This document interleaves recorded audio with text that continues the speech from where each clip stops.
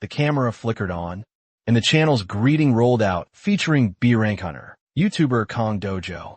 He welcomed his subscribers to the Any Raid channel, a place where he typically flexed his dungeon runs. He flashed a casual smile. Announcing today's target was AC+, arachnid, pointing at the cluster of spiders. He explained that arachnids always moved like ant colonies and were classified as arthropods. Then, in a dramatic moment, he shut his eyes and declared, "These don't look like earth spiders at all. Normally, these things would start with web spitting, not rushing straight in like this." Well, that statement aged horribly. The spider immediately charged him, and one almost skewered him with its stinger. But Dojo blocked it just in time and shouted that the plan was utterly ruined, and the footage would probably need to be edited out later. Meanwhile, the guy behind the camera, our main character, Mung Saiwoo, who handled all the filming and editing, watched in utter shock, thinking, there's no universe where arachnos should behave like this. Their fighting style revolves around trapping opponents with webs first, and then injecting poison into a helpless target, not sprinting at prey like lunatics. Dojo grinned with irritation and charged forward, promising they'd have a little talk later. He then sliced one arachnid apart, followed by another, and then another, until he leaped into the air and cleanly cut the next one in half, before landing on a pile of dead spiders, all while wondering what exactly had gone wrong. Saiwoo had specifically said they'd spit webs first. Saiwoo's face was dripping with sweat. As he pondered, arachnids would only rush prey if they were in a truly desperate situation, where survival no longer mattered at all. Dojo suddenly grabbed Saiwoo by the shirt and demanded to know if he planned to keep pretending to be innocent. He then punched him hard in the stomach and yelled that an apology wouldn't fix anything, because they had almost died all because of him, leaving Saiwoo crumpled on the ground. As he walked away, he declared that someone as ordinary as Siwoo was utterly useless. Siwoo reeled from the blow, his eyes narrowing in fury. He remembered awakening an ability that was absolutely nothing special, completely mundane. It was utterly worthless for any hunter, forcing him to survive by obsessively analyzing every monster, teaching hunters how to exploit their weak points. Dokio closed his eyes, his face grim, muttering that he had almost died because of this pathetic bastard. He added that the entire squad would have perished, if not for his quick reactions. But the moment he finished speaking, the other members froze, eyes wide, pointing behind him. A massive monster had appeared right at his back. The creature lunged, yet Du Cheol had already dodged, and the entire squad broke into a terrified sprint. This thing was a huge, elite monster, easily outpacing them. As he ran, Du Cheol dropped his sword, realizing he needed bait to escape. He then glanced at Siwoo, deciding he would be the bait, before brutally kicking him in the face. Siwoo screamed, his eyes shutting tight. Dokio turned, coldly stating that, since Siwoo had provided faulty info, he should face the consequences. Siwoo was left on the ground, gritting his teeth until his eyes widened in horror at the sight of the giant monster standing directly in front of him. His body absolutely refused to move. The monster roared, its jaws wide open, and Siwoo's mind instantly drifted back to the hospital, where his mother lay in bed, weak. Reaching out to him, she told him he had to protect his younger sister. That memory hit him so hard. He snapped back to reality, realizing he absolutely could not die here. He grabbed the sword, his hand shaking, telling himself he had to survive for his sister. As the monster drew terrifyingly close, he swung the katana with every ounce of his being, yelling that he would survive no matter what. Suddenly, a violent explosion erupted, throwing him backward, and when he looked to the side, he spotted a young, blond man in a red cloak, radiating a furious aura, wiping sweat from his chin. Just as another explosion roared behind them, the blond man glanced back. Meanwhile, a tattooed man, enveloped in a purple aura, roared that he'd find his opponent no matter what. Before leaping forward, a gray-haired fighter charged his fist with gathered energy, yelling his opponent needed to stop running. The man in red swung as both clashed so fiercely that Siwoo could only watch from the sidelines, questioning who these people were and why they were fighting. Then a massive explosion shook everything again, and he instinctively covered his face, trying to understand what was happening. As both fighters were knocked back, he stared at their faces and realized these were the kinds of monsters who could make even elite creatures tremble. He then watched them move at impossible speeds as the man in red attacked again, and shockwaves burst across the battlefield. The villain grinned with sick confidence and smashed the red-cloaked man into a rock. With a blast that set everything ablaze, the blonde man wiped his face again, saying they still had a long way to go before anything ended. He aimed his hand forward, charging an attack, while the villain charged his own. Both then fired massive blasts that collided, filling the entire area with blinding energy, as the villain yelled that neither of them would walk away unharmed. But the blonde only smiled and said he didn't care. Then he turned towards Siwoo and said he had left this possibility open, which stunned Siwoo because the man apologized for dragging him into this mess. Meanwhile, the villain sneered and said they were all going to die here. As the energy kept building, another explosion erupted, then another, each one shaking the ground, as the blonde smiled, while the villain screamed in agony, and Siwoo barely kept himself standing, as a shockwave almost slammed into him.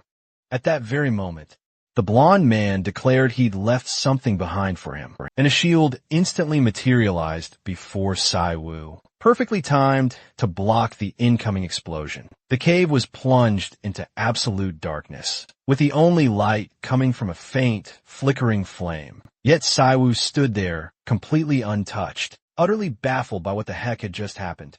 Confused, he slowly lifted his head.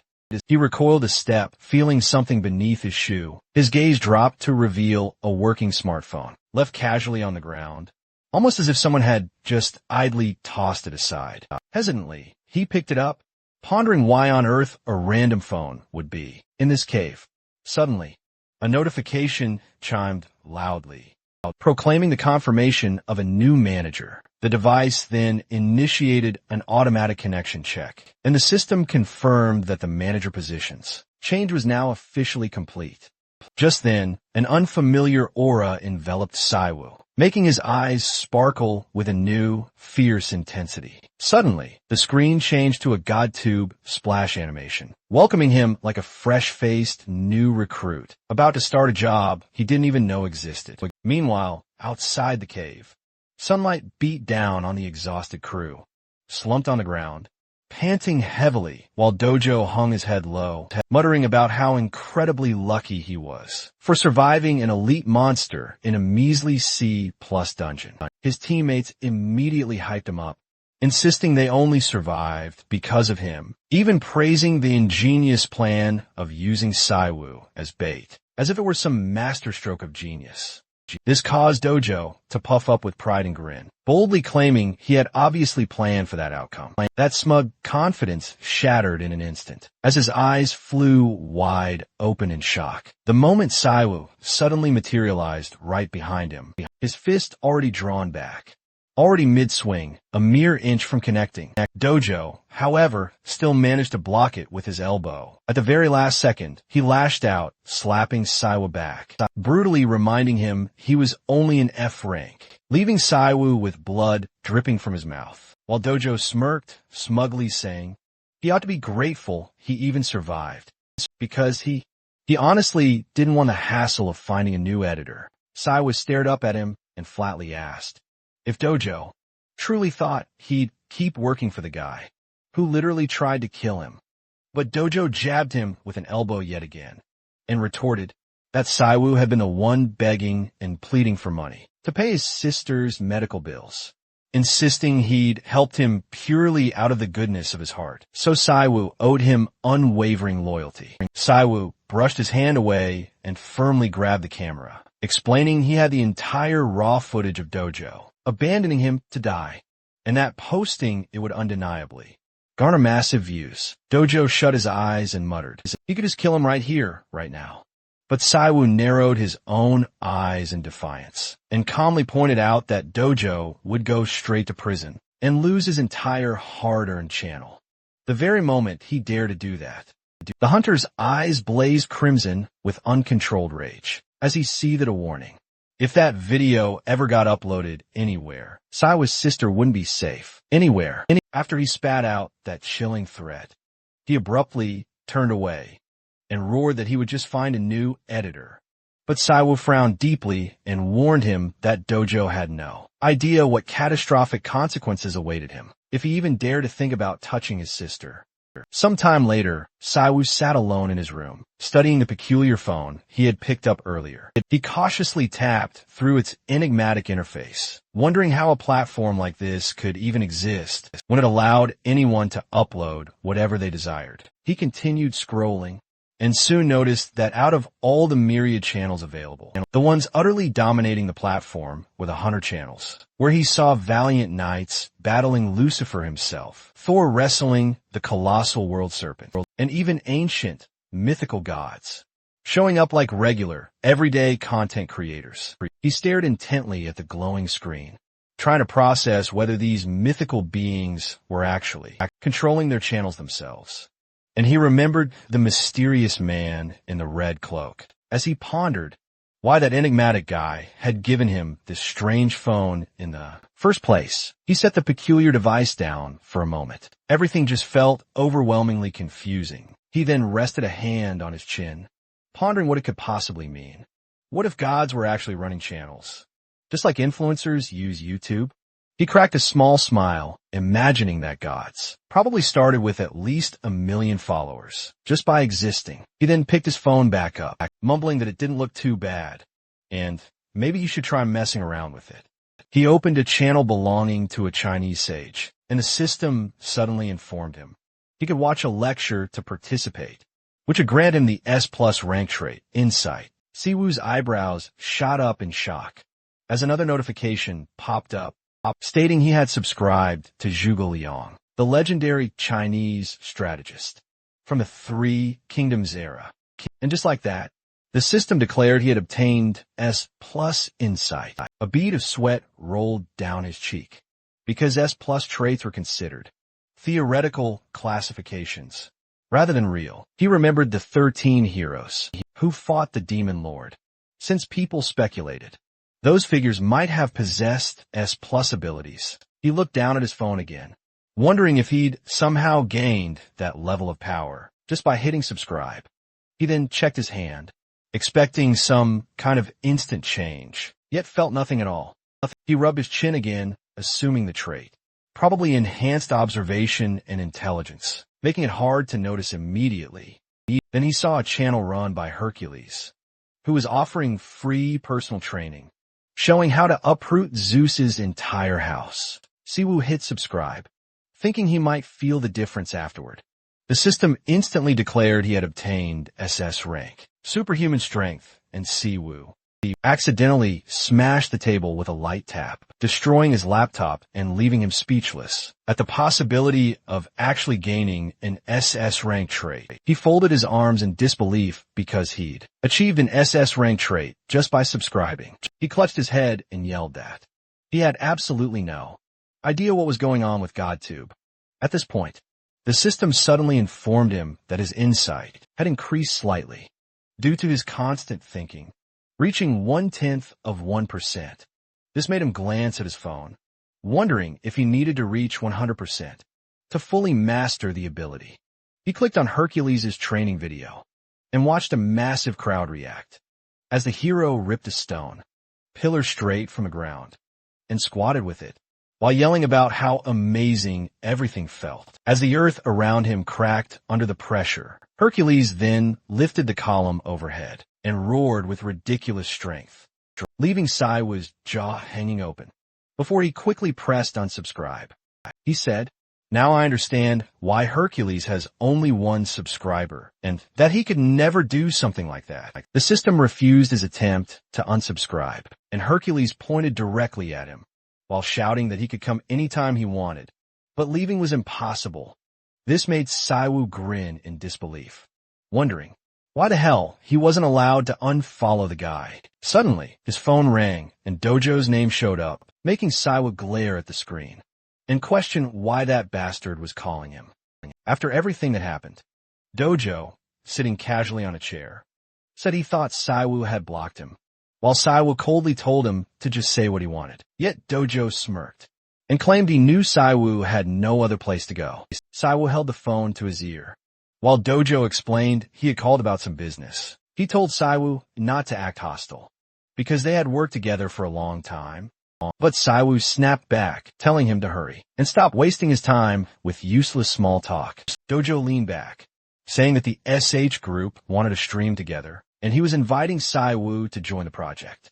This stunned Saiwoo enough to imagine their skyscraper headquarters and recall that SH was Korea's #1 financial company, whose chairman's granddaughter had recently awakened hunter traits. Saiwoo lowered his head silently and guessed they probably entered the monster hunting industry. As well, Dojo said the company was expanding and wanted to try new things, and he asked again if Saiwoo agreed.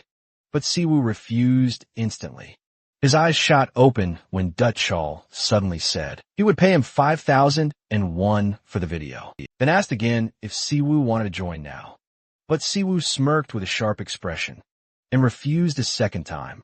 A bead of sweat slid down Dojo's cheek as he pointed out the offer was 10 times the usual rate, and good for both of them, and he asked Saiwoo what amount he wanted. Saiwoo smiled and named the price of 50,000, shocking Dojo into furious yelling that he isn't worth that much, and wonder how Saiwoo figured out SH was paying him a lot. Saiwoo smiled again, thinking that his insight trait made it obvious why SH wanted to work with him instead of stronger hunters, which scared Dojo enough to ask what he meant. Saiwoo explained that the chairman's granddaughter had awakened 2S rank traits, and that the chairman wanted her to learn the basics. First, he remembered how Du Xiao hunted monsters, and said hunting was the foundation for all hunters. Then recalled the channel footage, and explained their growth past 200,000 subscribers happened because Saiwoo had created unique strategies. For monster fights, Saiwoo tapped his head and said, Du Xiao received the chairman's offer, not because of his strength, but purely because of Saiwoo's knowledge. And although Du Xiao frowned, saying 50 million was too much, Saiwoo's eyes widened, and he asked if the guy really didn't want to pay. Dojo grinned nervously and stuttered, but Saiwoo tossed the phone onto the table, saying Dojo could try handling things alone, and if not, then he'd have to find someone else. The very next day, Saiwoo and Dojo stood inside a B-rank dungeon, and Saiwoo asked when the rest of his payment would finally be transferred. Dojo, glued to his phone, said he'd send everything once the raid was over. Both turned as Hun Sharon, the granddaughter of the SH group chairman, approached and confidently announced she was ready to join their raid. Saiwoo's eyes immediately widened, utterly captivated by her unbelievable beauty. He quietly mused to himself, getting close to someone like her would be insanely difficult. The team ventured deeper into the dungeon, and Saiwoo told himself he just needed to finish the job and secure his money. But they abruptly stopped, facing a massive monster with an ominous purple aura standing ahead. Sharon stepped forward and identified it as a black troll. Dojo, repeating the same information Saiwoo had once shared with him, added how black trolls possessed almost immortal regeneration. He warned that inexperienced hunters could easily die if they didn't understand how to properly kill them. He imagined the troll's attack pattern and recited the standard strategy everyone knew, which required tearing apart the black troll's entire body before destroying its heart and cutting its head off before regeneration could kick in. Before he even finished explaining, Sharon immediately grabbed her sword and sprinted forward, without a moment's hesitation. Leaping into the air with zero doubt in her eyes, she plunged her blade directly into the monster's heart, before ripping it out and instantly blowing off its head. She turned around, telling the stunned guys that it was easy. Du Xiao cheerfully commented he hadn't expected her to execute the technique so flawlessly with such minimal experience. He praised her like a stereotypical S-rank prodigy. Sharon flicked the blood from her blade, while Saiwoo noticed the weapon's ominous black shine. and immediately asked about its cost, since he'd heard rumors about that sword. The legendary Aurelian, Sharon casually responded it was around 20 billion, which left both guys absolutely flabbergasted. She then pointed toward the passage, telling them to press on. There was no way they were ending the raid with just one measly black troll. An hour later, they were still deep inside the dungeon, with blood pooling beneath Sharon's feet. As she coolly mentioned, she was beginning to understand things better. She turned around, declaring no trolls left, so they could finally call it a day. Dokio bowed deeply, praising her work. Although inside, he was utterly panicking. He thought this was his chance to impress the Hunters Guild, but he'd achieved nothing. And now, he believed Saiwu had basically robbed him of 50,000. Saiwu noticed Dokio sweating in panic and smirked to himself. Yet, the smug expression vanished when a violent roar echoed through the dungeon as something massive began to approach. Sharon looked upward, trying to pinpoint the source. Dokio immediately tried to act knowledgeable, saying the creature's sheer size meant it had to be an elite monster. But Saiwu mentally realized this wasn't just a regular elite. A gigantic troll landed directly in front of them, with glowing red eyes and viciously sharp teeth, revealing it was the terrifying dungeon boss. The monster raised its fist, ready to crush them, and Sharon immediately prepared for combat, blocking the first massive attack with her sword. Dokio, meanwhile, froze with his mouth agape, and the rest of the team fled in utter panic. The monster smirked, watching them scramble, then hurled Sharon backward with immense force. She crashed hard to the ground before the beast launched a barrage of rocks toward the escaping team, injuring 2 members instantly. Dokio gasped for air as pure fear overwhelmed him, and he finally ran forward. He desperately thought he had to escape death's clutches when a massive shadow completely engulfed him. The monstrous boss towered menacingly right over him, and he could only whisper, "I'm already dead." But Sharon heroically shielded him by blocking the attack, though the monster's blow still slammed into the ground, with enough force to send her hurtling into a wall. Just as it began to ready a second, devastating attack, Sharon's eyes snapped wide open in realization, as she suddenly knew she absolutely had to dodge. With lightning speed, she sprinted along the monster's arm, expertly dodging its swing before landing directly on its neck. She delivered rapid strikes, but the boss instantly whipped around, displaying almost no damage, leaving her utterly stunned. The massive troll then launched a lightning-fast punch, and Sharon violently jerked backward, reeling from the force, before skillfully leaping out of harm's way, as dust exploded and billowed everywhere from the impact. And yet she still struggled to contend with the overwhelming force. Siwoo gazed up, a chilling realization dawning that victory was impossible, because even with Sharon possessing 2 S-rank traits, she was still nothing more than an inexperienced rookie, now facing down a truly terrifying boss, one that had already fought countless battles before. The troll let out a mocking laugh, unleashing a relentless barrage of attacks, and Siwoo could only watch, frozen from the sidelines, thinking his only viable option might be abandoning Sharon and fleeing, because if he stayed here, he would surely die. He trembled violently, consumed by primal fear, as he suddenly remembered his SS-rank strength from GodTube, and pondered if this was the moment to test it out. But before he could even decide, he saw Du Ju sprint past him, a look of pure terror etched onto his face. Siwoo could only stare in a mix of disappointment and disbelief, as the man shamefully bolted for his very life. Meanwhile, Sharon continued to block the troll's relentless, brutal blows, with nothing but sheer, raw willpower. A single bead of sweat traced a path down Siwoo's cheek. As the grim realization dawned, they still couldn't win. He froze, paralyzed by absolute terror, his mind screaming that he had to escape or he would die. He dashed frantically to the side, firmly deciding to run, but the very moment he glanced back, His fear spiked so sharply, he let out an involuntary scream, instantly drawing the monster's full attention directly toward him. He stared ahead, his expression taut with undeniable tension, knowing that money and fame would mean absolutely nothing if he died here. The boss roared, winding up for another massive fist. Sharon barely clung on, gritting her teeth in defiance. Siwoo clenched his fist, charging it with a brilliant, blue aura as he sprinted forward. He told himself, if he ran away now, he'd be no better than that coward, Dokal.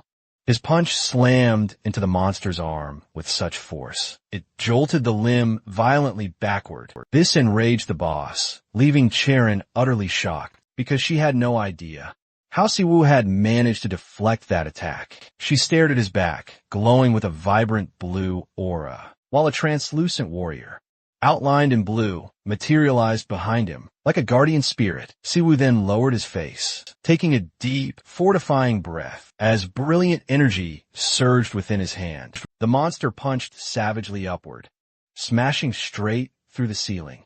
It then swung again with a devastating strike, but Siwoo blocked it with his newfound SS tier strength. The impact exploded into a massive shockwave that rippled across the entire area. As the monster snarled, baring its fearsome teeth, Siwoo held firm against the block, shouting that they needed to act right now. And Sharon heard his command. She shot upward, soaring into the air above the monster, swinging her sword with impeccable timing. The monster's mouth gaped open in utter shock as she landed squarely on its chest and drove her sword deep within. She then leaped upward, performing precise, spinning movements in midair until she landed on its shoulder, and then sprinted to its neck. Slicing its head clean off with one flawless cut, she landed behind the monster. Just as its massive body began to topple, she and Siwoo stared at the monstrous corpse, while Siwoo finally allowed himself to feel relief that they had truly defeated it. A system window then materialized, stating his insight had increased. Blood still poured from the troll's severed neck, as Siwoo pondered how boss monsters often possess double transformations, meaning this physical transformation was entirely natural. For a creature of its formidable type, the monster's severed head began growing back onto its neck, with sickening, cracking noises. Then, at an unexpected moment, it grabbed Sharon in its massive hand. While she screamed in pain, struggling to pull herself free, Siwoo watched helplessly, thinking if she died here, he wouldn't be able to save her at all. The monster's pupils tightened in shock, because it clearly hadn't expected what it saw next. Siwoo pushed its fingers apart with all his strength. Charon twisted in agony, one eye squeezed shut, and told him to run. But Siwoo kept holding on, and shouted back that she needed to aim directly for the heart. She pushed against the giant fingers, and finally slipped out of its grip, before falling to the ground. Then she lifted her head with a fierce expression, saying she understood everything. Grabbing her sword, she sprinted toward the monster, with full determination. Siwoo was still holding the monster's fingers apart, with glowing eyes, yelling for her to trust him and attack. And the monster snapped its head toward the sound of her footsteps, trying to move its arm, but failing when it realized its hand couldn't budge. When it looked to the side, it saw Siwoo still gripping its fingers tightly as he wrapped his own hand around them, and flashed a wide, confident smile straight into the monster's stunned gaze. The beast opened its mouth in rage, while Sharon charged forward with her sword, slicing the monster's entire arm lengthwise with incredible speed, leaving a streak of blue light behind her. She leaped upward and pierced one of its hearts. Siwoo stared forward, his eyes shot wide open, as he yelled that the ogre had 2 hearts. Sharon gasped. She hadn't known that detail. Then she dodged the monster's counterattack with a backward dash, while Siwoo thought she would probably figure it out, using her instincts anyway. Her eyes gleamed like cosmic light. With unwavering focus, she lunged straight toward the monster, She swung her sword again, bringing her katana down low. Her mouth set in a fierce, determined gasp before expertly driving a precise strike into its second heart. The monster erupted in a raw, pained scream. Then, a brilliant blue aura flared around Siwoo's leg, and he sprinted forward, wreathed in that glowing energy, all while swinging his fist in a powerful arc, and roaring for the monster to finally stop its futile resistance and die. He then leaped high, soaring toward the beast, just as Charon dropped down at the exact same moment. And in the monster's final, desperate moment, it saw the blinding, fierce reflection of Siwoo's glowing fist fill its terror-stricken eyes, before its skull erupted into countless shattered fragments. Brilliant blue lightning flared brightly in Siwoo's eyes, while his clenched hand dripped with fresh blood, and a lingering streak of blue light still burned behind him. He slowly, exhaustedly took a few steps, before his body finally gave out, collapsing to the ground, right in front of Sharon, who stared down at him with wide eyes, her mind reeling with questions about his true identity. A moment later, Siwoo's eyes slowly fluttered open, finding himself inside a completely different room, where a bland TV hung on the sterile white wall, beside a plain wall clock and a small cabinet. And as he slowly pushed himself up from his stiff bunk, his eyes immediately landed on a woman seated in front of him. Karen, surprisingly, was sitting right next to him. She had come specifically to visit him, and the sudden realization sent a blush creeping up his cheeks. As he stared at her, his eyes wide with utter shock, desperately wondering what she was even doing here.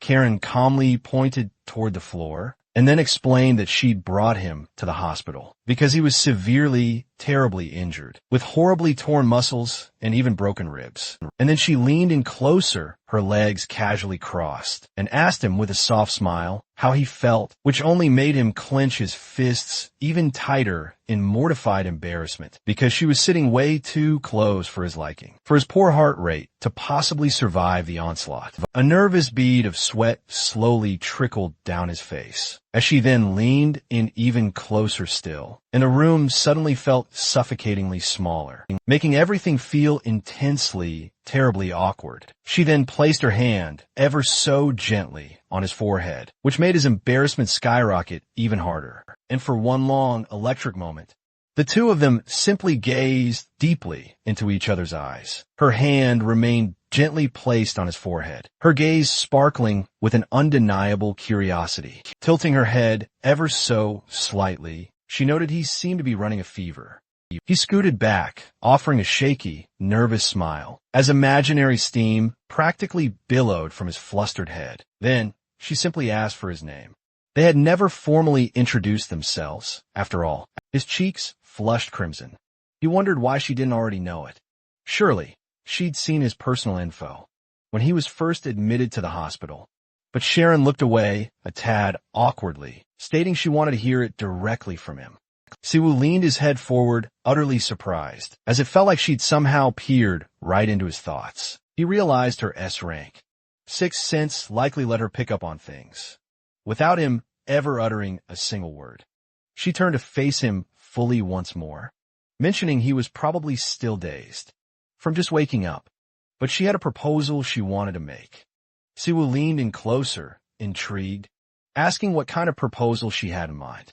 With her hands neatly clasped on her knees, she asked if he wanted to join her team. Siwoo stared back into her eyes, wondering if she only wanted him because of his earlier fight against an ogre.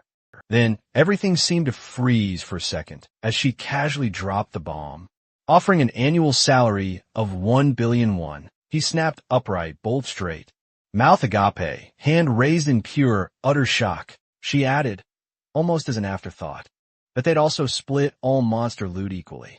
His shocked grin faded when Sharon mentioned hearing about his younger sister, suffering from serious blood disease. She stated her team could cover the medical expenses, so he wouldn't have to shoulder the immense burden. A dark shadow fell across his expression instantly as he silently lowered his head. He eventually lifted his gaze and simply asked what he had done to possibly deserve something like this. Sharon leaned in slightly, explaining with a confident, knowing look that she wanted him to create strategies for her. Ultimately, she realized she desperately needed a master strategist to take down every monster she'd encounter. As night finally settled outside, the ward fell into complete silence. Siwoo lay on his pillow, eyes fixed on the ceiling, wondering if he was a fool for having refused her offer.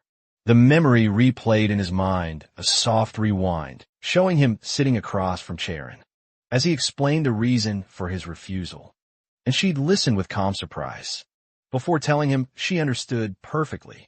She then added that if he ever changed his mind, he only needed to tell her, because she still owed him for saving her life, and intended to repay that debt by covering his sister's medical bills.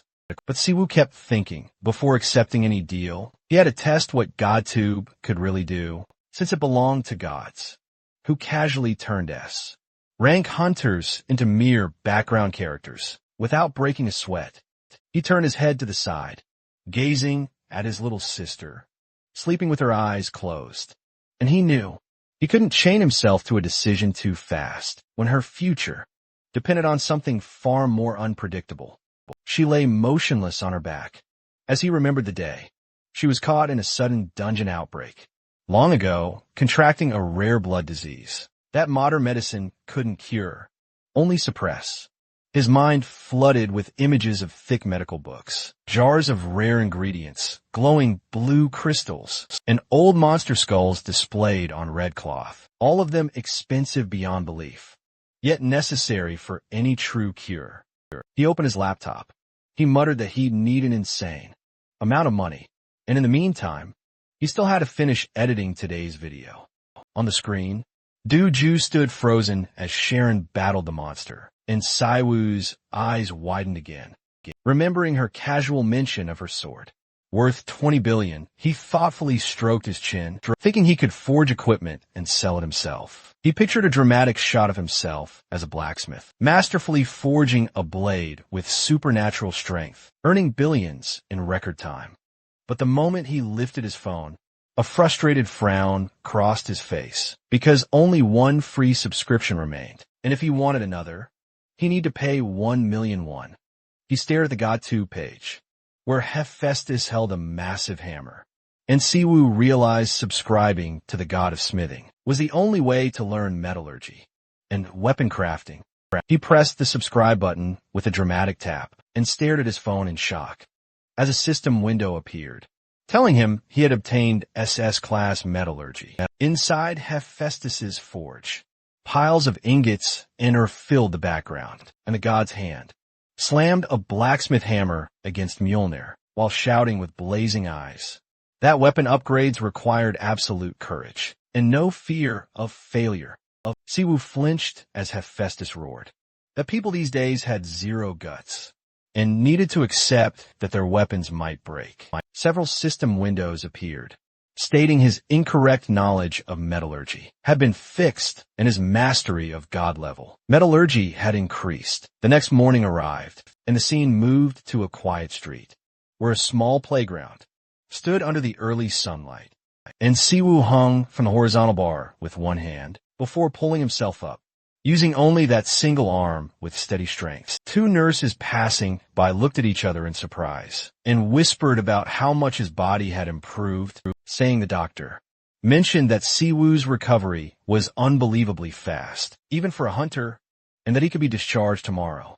Siwoo looked away, pretending not to listen, though he absorbed every word, and reflected on how he was being discharged way sooner than he expected, since he assumed he would need weeks of training before he was even allowed to leave. Sweat beaded and rolled down his face as system windows flickered before his eyes, announcing his skills were rapidly improving. He visualized his muscle fibers stretching and adapting, while thinking that any reckless use of his super strength would shatter his arms just like it did last time. So consistent training was the only way to prevent such a disaster. Just then, his younger sister appeared behind him, calling his name. She spoke gently, leaning forward, hands folded neatly behind her back, and with a soft voice, she began that she'd heard he was getting discharged tomorrow, which made him let out an awkward laugh and admit it was true. She placed a hand over her chest, closing her eyes softly, explaining just how worried she'd been for him, especially when he first arrived at the hospital, because he looked like he was in critical condition back then. Then, with a sad expression, she slightly opened her eyes and quickly glanced away, still unable to meet his gaze. She awkwardly pointed out that the doctors originally said he'd be hospitalized for months, yet he was somehow leaving after only a single week. Siwoo just smiled, his eyes closed, thinking she was just upset that he was getting discharged before her. He stepped closer, gently placing his hand on her head, telling her not to slack off on her treatment, just because he wouldn't be around, and reassuring her that she didn't need to worry about the medical expenses.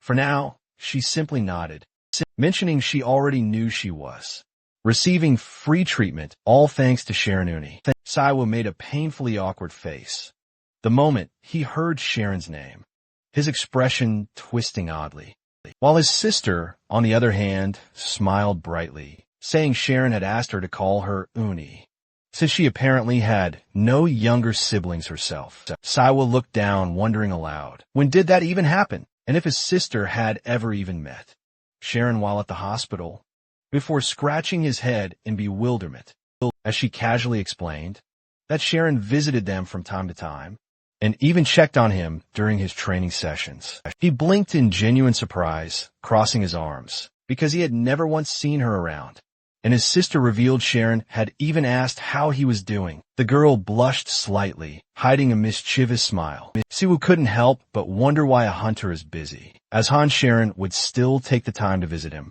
and figured she was probably trying to recruit him.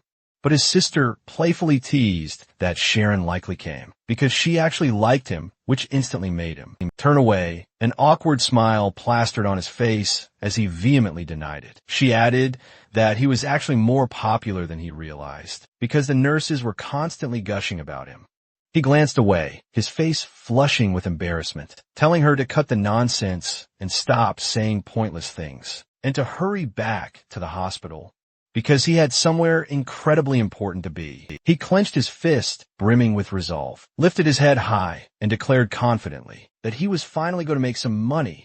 Sometime later, Siwoo stepped inside the ominous dungeon and cautiously looked around, holding a tense breath, assuming the sudden nervousness kicking in was simply his very first time hunting monsters completely and utterly alone. He clenched his hand tightly into a fist and silently reminded himself to calm down. But his gaze abruptly shifted to the side when he sensed a faint movement, realizing the enemies were probably already right here. Suddenly, a menacing swarm of monsters appeared and immediately began throwing a barrage of projectiles, forcing him to rapidly sprint away. While, surprisingly, he gave a slight grin, because he already knew just how these kinds of monsters always acted in groups. Yet he hadn't expected this many to show up all at once. The goblins then rushed toward him, weapons raised high, and he swiftly dodged the first attack, before launching his own devastating punch, which instantly shattered one of them into countless pieces. He squinted one eye, a flicker of disbelief crossing his face, because the monster had exploded way too easily, while the remaining monsters froze in absolute terror as he slowly approached them, head lowered menacingly, and a chilling, sharp grin stretching across his face, telling them to hurry up and attack him already. The scene then abruptly shifted to a grimy smithy, filled with the mangled bodies of monsters strewn across the floor, and Siwoo found himself wondering how much of master craftsman's skills he could possibly forge from all these scraps. The blacksmith, glaring before him, bellowed in sheer frustration, demanding what Siwoo expected him to do. He'd specifically asked for proper ingredients, not this literal pile of scraps. Co. Pal Guang simply frowned and declared he would at least teach him how to smelt. Then he ordered Siwoo to follow him. Swinging his hammer with practiced, powerful force, the master yelled, "Pay attention.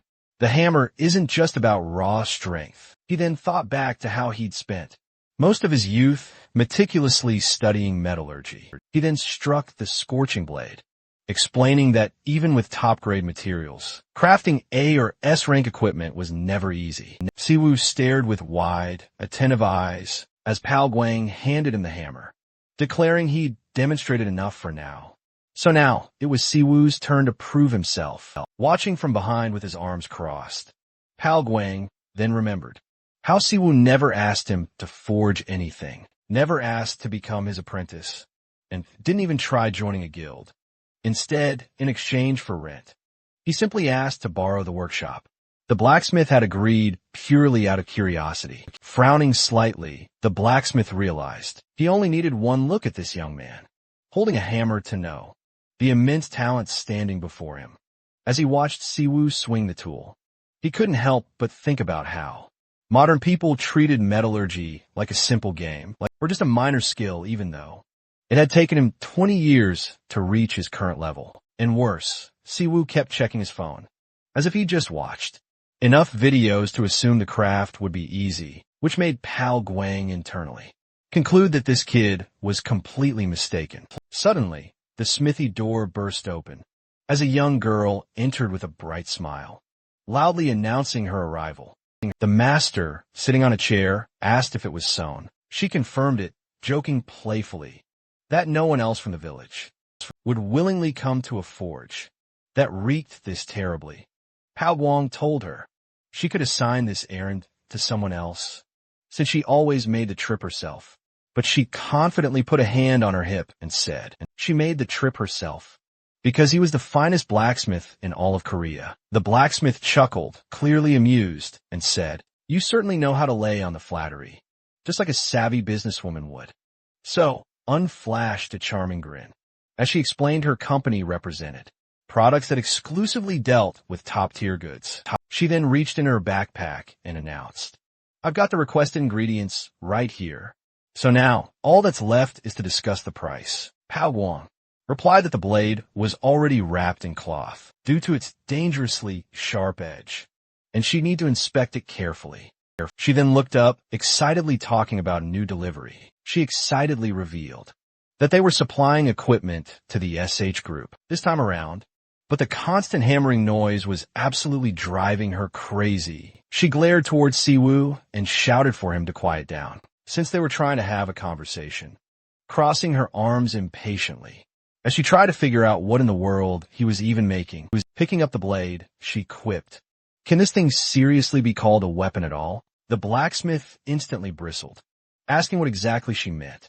And so, when undeclared the blade was blunt and its shape dull, making it completely unusable, Pao Guang's mouth fell open, as he then informed her that that weapon was crafted from goblin and kobold skeletons. Her eyes instantly widened in disbelief, while the blacksmith crossed his arms defensively and went on to explain that the material was in truly terrible condition, and the blade was forged by someone who had only held a hammer for the very first time today.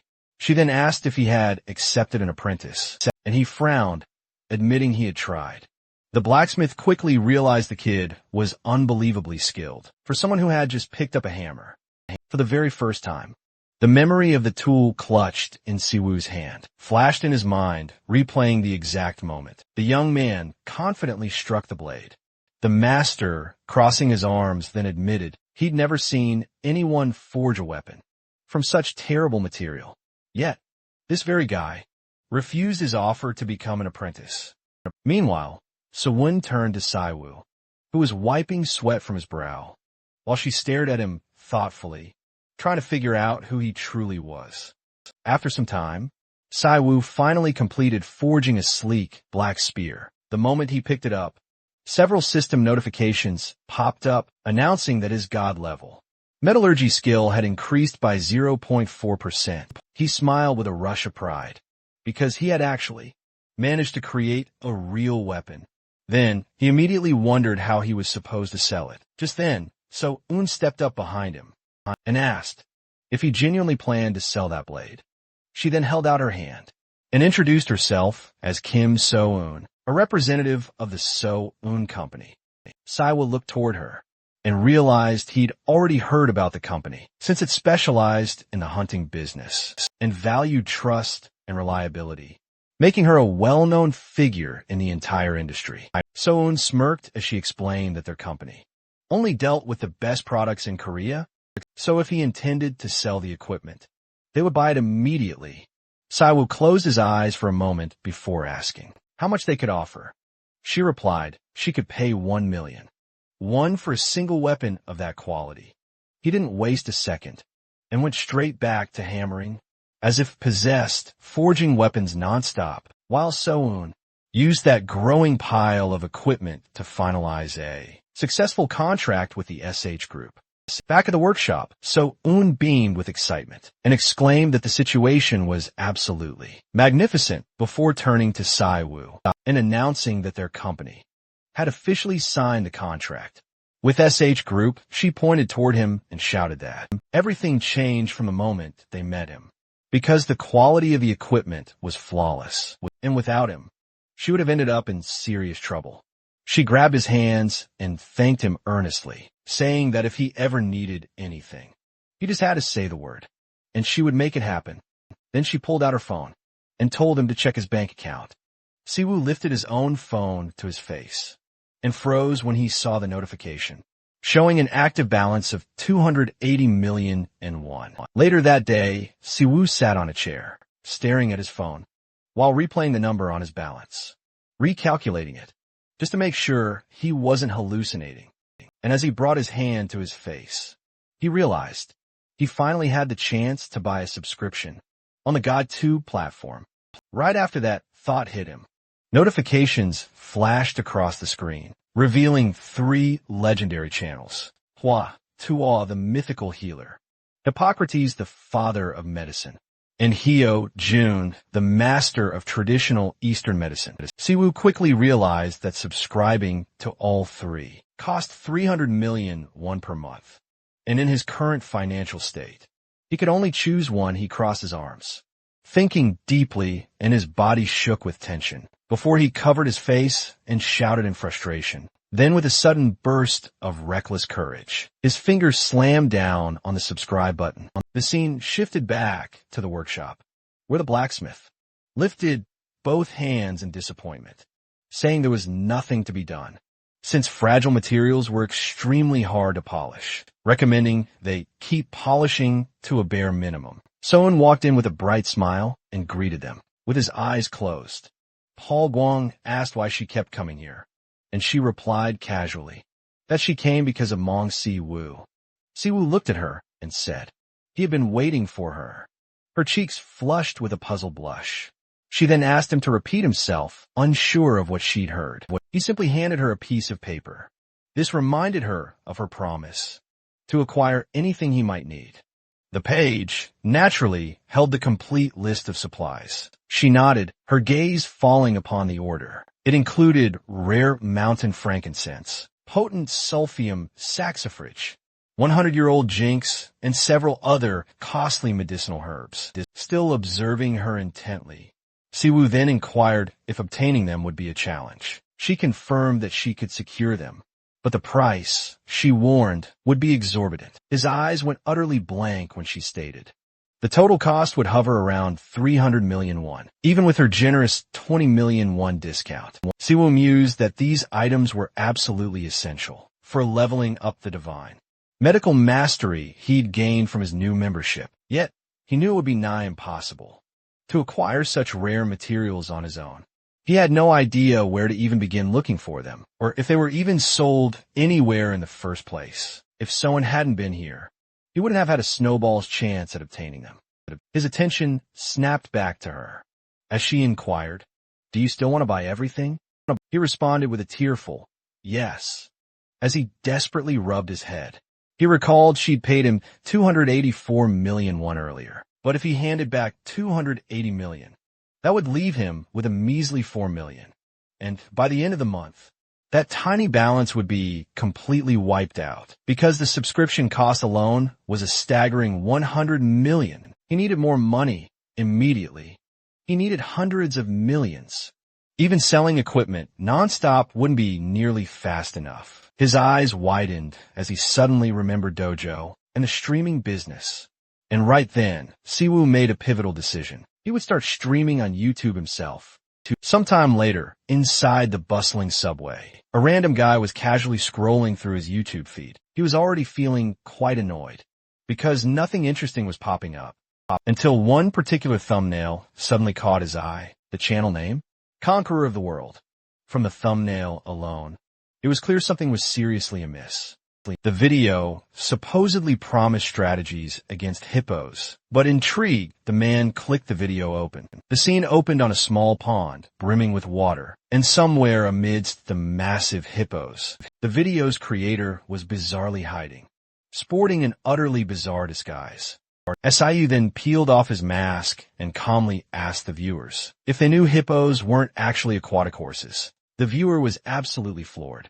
He genuinely couldn't process what his eyes were witnessing. He kept wondering what in the world was wrong with this guy, and why the heck he dressed up like a hippopotamus in the first place. SIU then explained that these monstrous creatures shown in the video were actually called hippodons in Korea, while other countries referred to them as hippopotamus. As anyone could already tell, these monsters looked almost exactly like real hippos. He went on to explain that people usually use the Chinese character for horse when referring to hippos, even though hippos don't actually belong to the horse family at all. Hearing that the character for horse was being used for these hippopotamuses made the viewer pause for a second, genuinely processing that information. Siwoo then explained that they actually belong to the Bovidae family. To be precise, they belong to the artiodactyls. He immediately added that if he dove any deeper into the explanation, the viewers would probably get a massive headache. So he decided to stop right there. Next, Siwoo dramatically pulled out a red cloth and said he would show everyone how to tame a hippo. According to him, the first step was provoking the hippo. With the red cloth, he casually mentioned that cows aren't actually nervous about the color red, and that the important part was exciting the target instead. At this point, the viewer was completely speechless, genuinely baffled by what in the world he was hearing. SIU started frantically waving the red cloth around and yelling at the hippos, trying to grab their attention. At first, the hippos lazily turned their massive heads toward the strange man, but the moment their eyes landed on that red cloth, something snapped. Their expressions changed in an instant. Right after that, the entire hippo herd charged straight for Siwoo. Instead of backing down, Siwoo kept luring them closer. When they finally got close enough, he calmly explained the next step on how to actually defeat a hippopotamus. The second step was, apparently, to just beat them all up and catch them. The video only got stranger from there, and the viewer seriously wondered if this was actually his real strategy. Then Siwoo threw the red cloth to the ground and rushed straight into the hippo herd. He collided with them head-on. As he struck the first hippo, Siwoo shouted, "Rice noodles!" And when he hit the second one, he followed up by yelling, "Buckwheat noodles!" A short while later, the impossible happened. Siwoo had successfully knocked out every single hippo. He stood there, gave the camera a thumbs up, and asked the viewers what they thought. Was it really that easy? Even though the video had ended, the moments of that insane collision kept replaying in the young man's head. In the end, Siwoo told the viewers that if they found the strategy useful, they should like the video, subscribe to the channel, and turn on notifications. A massive number of viewers appreciated the video Siwoo had uploaded. The clip about hunting hippos quickly gained traction, hitting 3,628 views, with 243 people subscribing to Siwoo's YouTube channel. Almost immediately, Zhao couldn't help but grin as he checked the results, because this was exactly what he had planned to see. And things didn't stop there. In a very short amount of time, 1,243 users had subscribed to the Conqueror of the World channel, and the hippo hunting video had exploded to 127,000 views. As Siwoo scrolled through the feed, he noticed countless comments laughing at the video. For what he could tell, viewers genuinely loved the crazy concept he had used in his previous upload. Still, he knew this success largely stemmed from pure luck with the YouTube algorithm. That also meant he couldn't just keep hanging around low-level monsters forever. Since things had reached this point, Siwoo decided It was best to strike while the iron was hot. He understood how audience interest worked. Due to high adaptability, stimulation always required increasing intensity to maintain strong attention. That kind of escalation was his specialty. After all, analyzing monsters and developing strategies was literally his job. Reaching 1 million subscribers wasn't just a fantasy. There was only one problem, though. All of a sudden, Siwa noticed blood dripping from his nose. Almost immediately after that, an overwhelming wave of fatigue hit him. Fighting to stay upright, he told himself he still needed to edit the video. Dungeon. Raiding and deliveries together were clearly too much. In the end, his body gave out. He staggered backward, fell to the floor, hit his head on the table, then painfully struck it again against the chair. Eventually, Siwoo collapsed completely. He had been pushing himself way too hard lately. Sometime later, Siwoo finally regained consciousness. The first thing he wondered was where he was. Then he realized he was staring at the ceiling of his own room, sitting up on the bed. And, trying to piece things together, he figured out that he had passed out for a while, and his head was still throbbing badly. Thanks to Hercules' super strength, it all ended with him barely managing to survive. Pinching his nose, Siwoo muttered that he needed to hurry up and edit the video. He pulled out his phone to check how long he'd been unconscious. To his shock, the time read 4:31 a.m. He realized he'd been out cold for an entire day. That was when it hit him. If he kept going like this, he would die from exhaustion before making any real money. And because of that, Siwa knew it was time to bring in an editor. Sometime later at Cafe Eden, Siwoo sat, casually sipping a cold drink, while sifting through suitable candidates. When he first wrote the job ad, he never imagined so many people would apply. Maybe it was the generous salary. The response was so incredibly intense. It felt like an idle audition. The base salary was a whopping $3 million, plus additional incentives based on view count. As expected, money talks louder than anything else, which is why he needed to pick someone who would help him earn the most money. Watching one candidate's sample video, Siwa gave him a pretty good rating. The sound effects were well-timed and hilarious, and their editing skills were clearly a cut above Siwa's own. But it was already past 1 p.m. Siwa was starting to lose his patience. Why hadn't this guy shown up yet? All he knew was the candidate's name was Park Duaku. Earlier, Siwa had suggested the 14th applicant meet him at the cafe at 1 p.m., and the guy had agreed, just from his name and the way he spoke. Siwa had assumed he was an old-school guy, but that actually worked in his favor. Experience was exactly what he needed. Siwa sent a message to Parkigo asking where he was, but the message remained unread. He assumed he was rushing over and hadn't had time to check his phone, so he decided to wait a little longer. But that patience didn't last. Before long, it finally snapped. Siwa slammed his fist onto the table and muttered, wondering where the bastard was. Right at that very moment, the cafe door opened and someone hurried inside, apologizing for being late. A girl awkwardly asked if he was Mong Siwa. She introduced herself as Park Diakgu, an aspiring YouTube editor. Seeing a girl standing there completely caught him off guard. He had imagined Park Diogo to be some kind of gruff. Our old-school guy settled into his seat. The girl apologized to Siwa once more.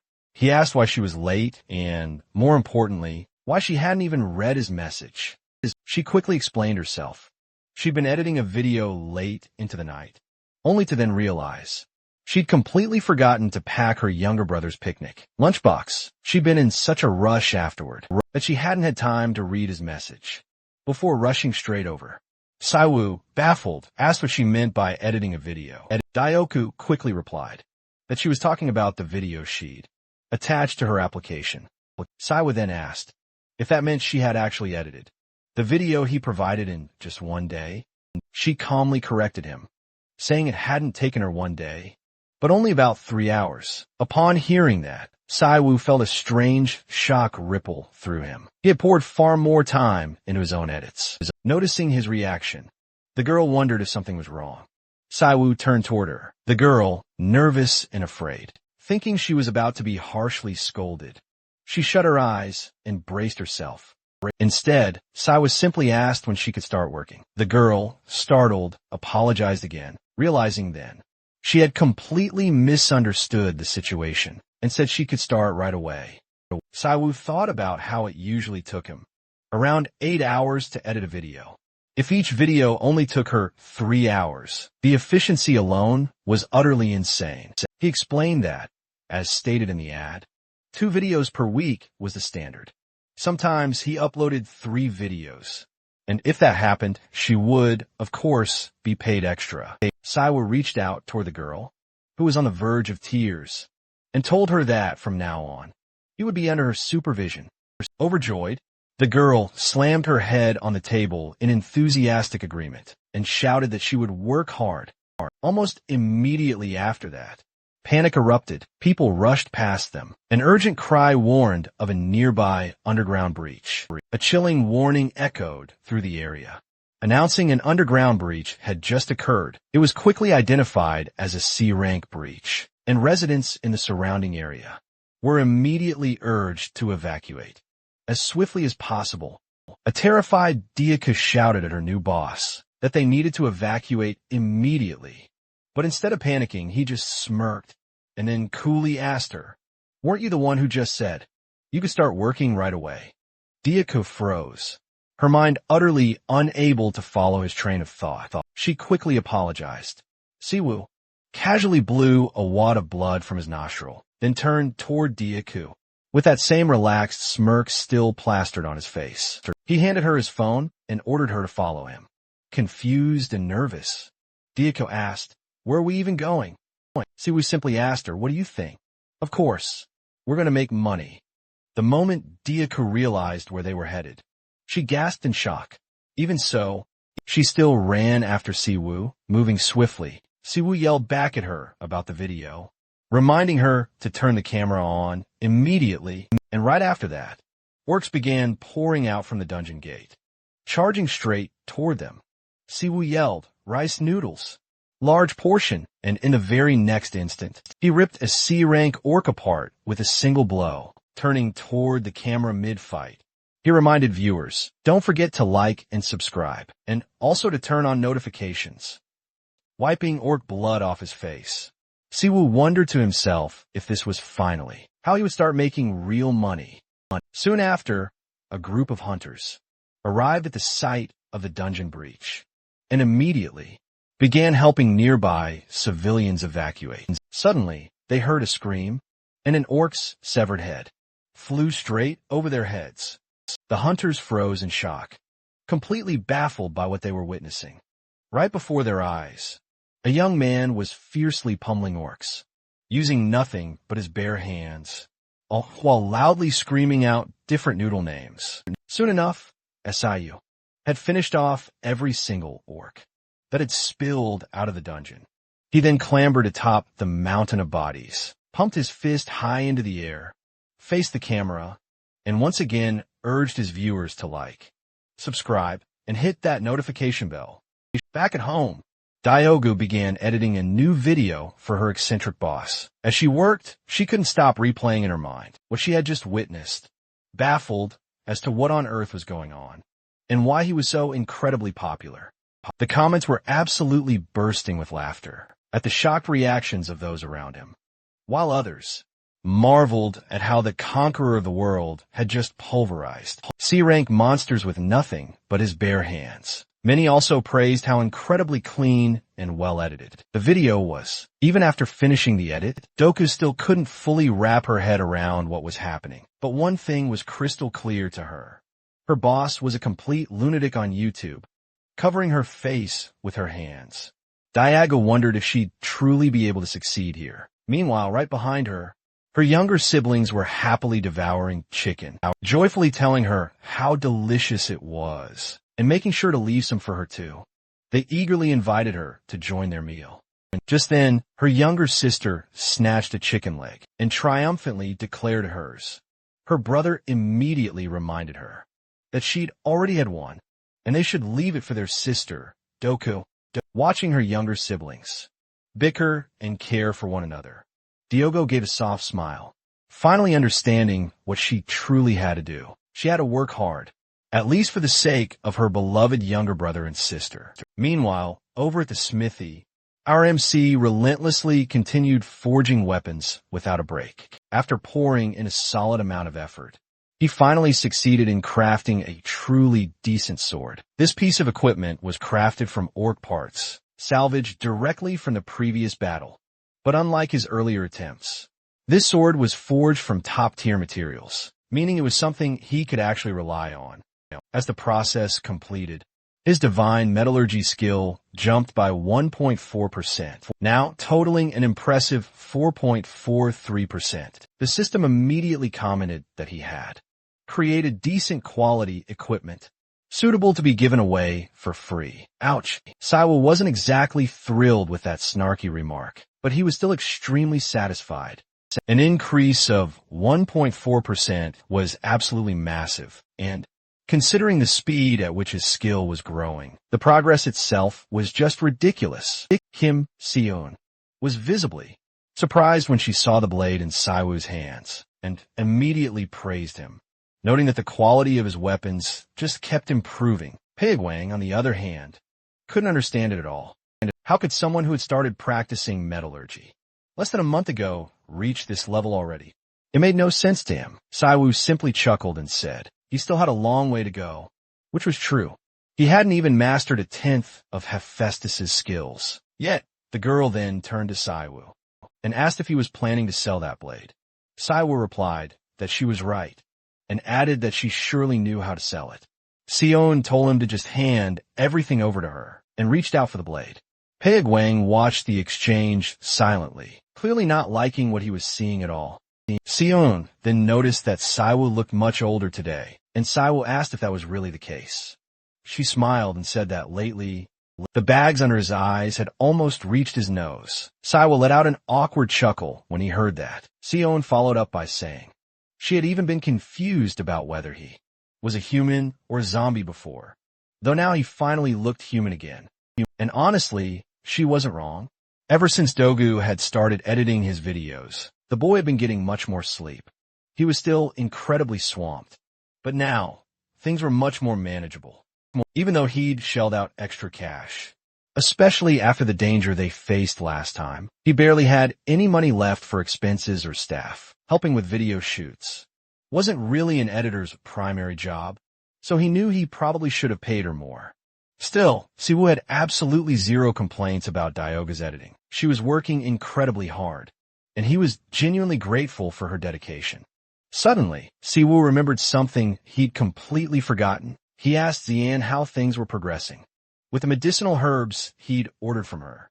Kim Xian then clapped her hands, realizing she'd almost forgotten about herself. Right after that, she promptly pulled out a bag and announced she had everything he requested.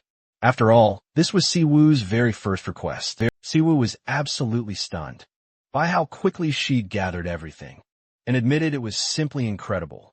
Cyan reminded him that her company only dealt in the absolute best product from Korea. Siwoo wondered what exactly she meant by that.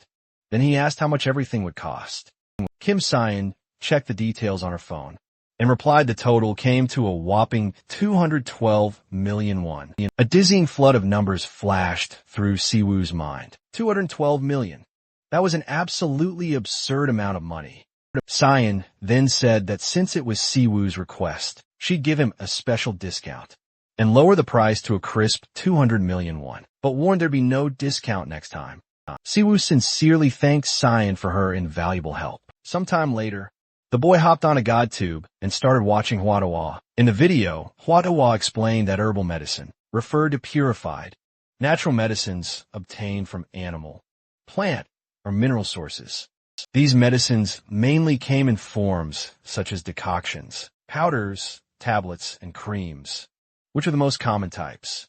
Huadawa stated that this particular video would focus on herbs, he explained, are natural substances with medicinal effects, including plant roots, stems, things like bark, fruits, and seeds, even if used in small quantities, played a vital role in complex preparations. Because of this, specific forms of certain concoctions could also be considered herbs. This meant it was wrong to define herbs as having only one fixed form. Listening to all this, Siwoo felt completely lost at sea. He couldn't help but wonder what Hwado was even rambling about. If things kept going this way, he felt he'd never be able to truly improve his mastery of the divine art of medicine. The system then notified Siwoo that he had gained high knowledge, increasing his insight skill by 1.4% to 8.7% just from watching that video. Even that skill had gone up. Suddenly, something clicked for Siwoo.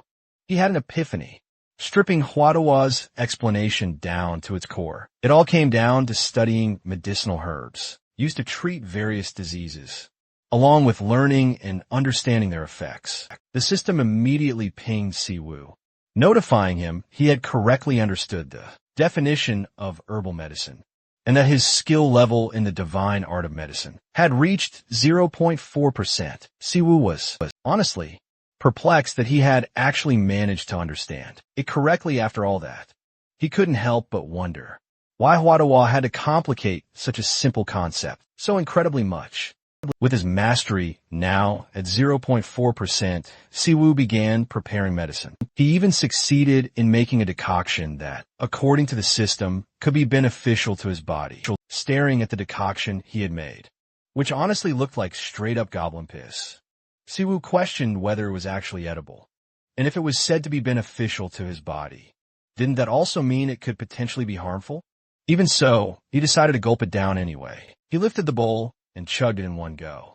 The very next instant, Siwoo crashed to the floor, spilling the prepared decoction everywhere. What hurt the most wasn't the fall itself, but the sheer amount of money he'd spent on all this.